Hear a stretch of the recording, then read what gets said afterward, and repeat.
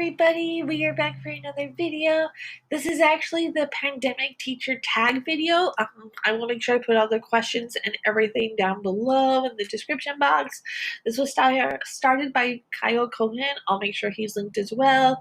And so I figured we'd go ahead and get a perspective of a new teacher. So let's go. Okay, so questions over here. So if I'm looking over there, that's why. And you are actually technically sitting above my laptop, so if I'm slightly looking down, I apologize. It's because I'm watching myself and not looking at you, so still learning how to do all of this. Okay, first question. What is your current teaching context? In person, hybrid, or remote? We are 100% online remote. That is what our entire district is doing. There are a few districts in the area who I believe have gone back to person or hybrid at least, but we are 100% remote. Question 2. Have things changed since the start of the school year? Are they expected to shift? What does that process look like? For my district, no, we have not shifted. I think the only thing that's weird about my district is that technically the teacher union and the district have not actually met an agreement. So, yeah.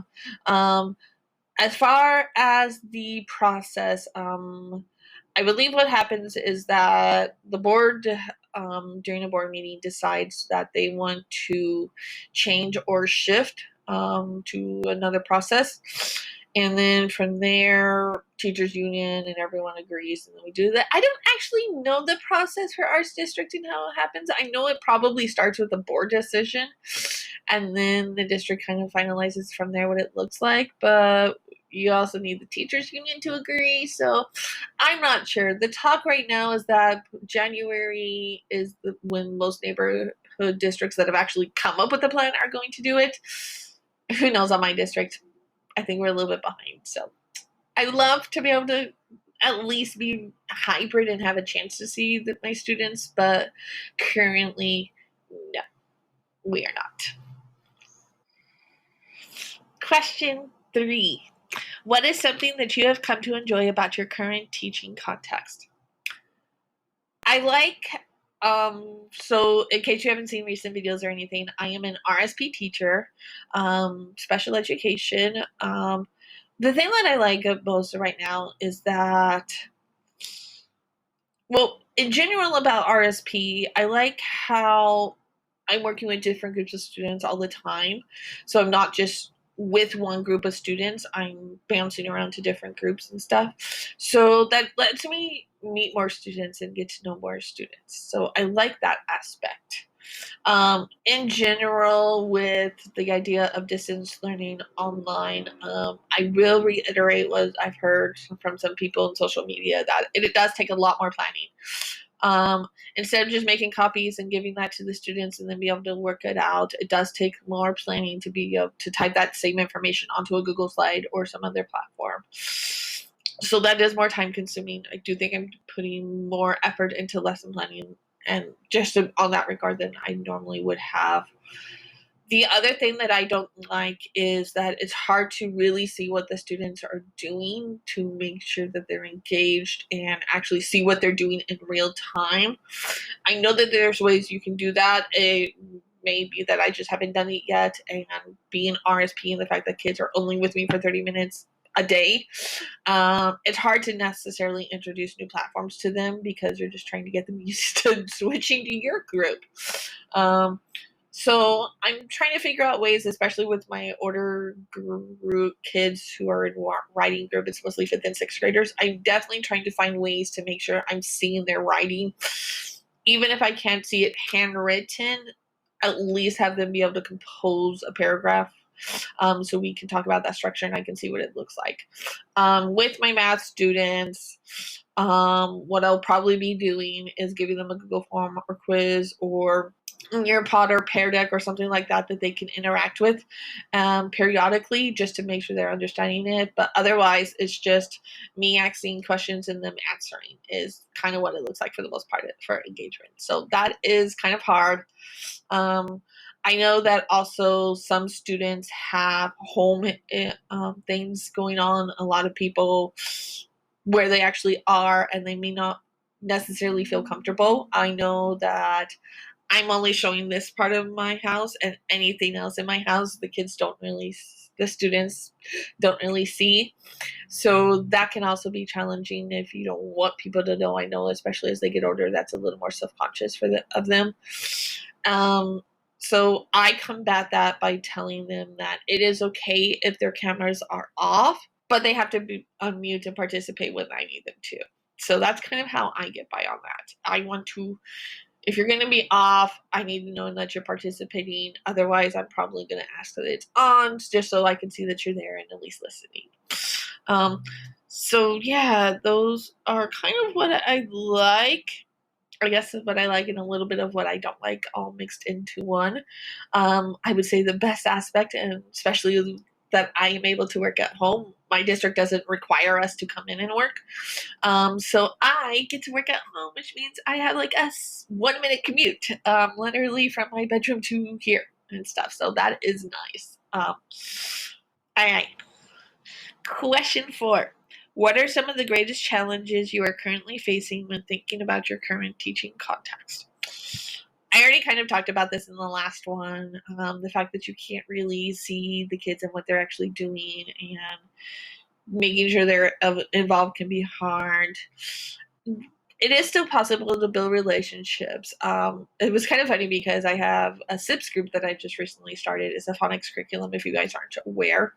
I actually just started this last week working with a group of 3rd graders, and almost every day I had these 2 twin girls that are in my group who were like, Miss Stefan, we miss you. We're going to miss you. And even on like Friday, they're like, we don't want the weekend because we're going to miss you. And so, I mean, even just that day, they were already telling me that. And so I love building a connection with them and knowing that they're enjoying at least me, even if they're not necessarily enjoying the content and stuff. So the fact that they have been able to say that after just a day is nice. But in general, I think it's a little bit harder to build relationships with them because you only have the screen time with them, especially as an RSP teacher, because I can't just pop into their classes as easily. All right, question 5. If you had a magic wand that could zap you back to pre-pandemic times, what would your perfect day of teaching look like? As RSP, I think my perfect day is that I would probably, first off, not have morning duty, because that way I could wander around, I could meet with teachers and different things like that. I can meet with some student parents and be able to have IEP meetings if I need to in the morning. But I would start off with not having duty in the morning. But then from there, it would just be having groups throughout the day and being able to greet the kids with hugs and high fives. As we entered the group, we would have our group, and then they would go. I could pop into other classes to help with different behavior things, or just meeting with students and helping them. Recess, maybe I would do, although I can see it being nice to not actually have a schedule, not have to help at recess and lunch, because then if there's like a grade that's not having recess at the same time, you could still meet with them. So I guess no duty would be nice, but wishful thinking. However, if I did have duty, I would say recess would be the one that I picked, because it's a chance to still be able to interact with the kids and stuff and see them in a different environment. And so even if I didn't have duty, I would probably just try at least once a week to get out at recess and be able to interact with the kids that way. If they're doing in class and I'm popping in, trying to participate as if I was a kid, because that way they see that side of me and stuff, and it maybe encourages them to participate. But I would say it would be pretty similar to what I'm already doing now, just in person, so that I can actually see the kids and the teachers. Plus, being a new teacher first year, especially coming in late, it would be easier to build the relationships also with the staff, and easier to ask the questions and be like, hey, what do I do? What's going on? And get some of those questions that I have answered and stuff. So, all right, last question.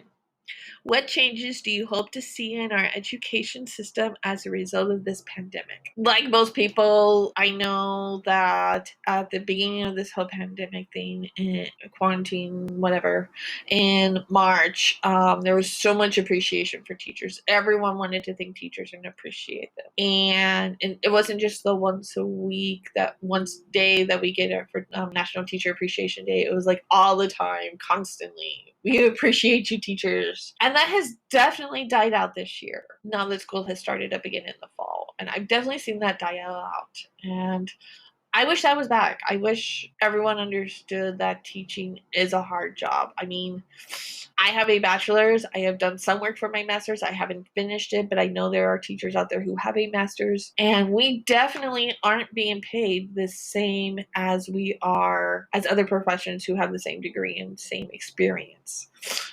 I know that in some districts, you may get sick time, but other districts, no, the only vacation time that you get is if the school has a vacation time. So if your school has 3 days of Thanksgiving off, that's all you get to have off. You don't get to take other time off. You can't build up time either for sick leave and vacation and things like that. And I think that's sad that we can't take time off during the year. The only time we're basically allowed off is if the school has it off. And I don't think that's right.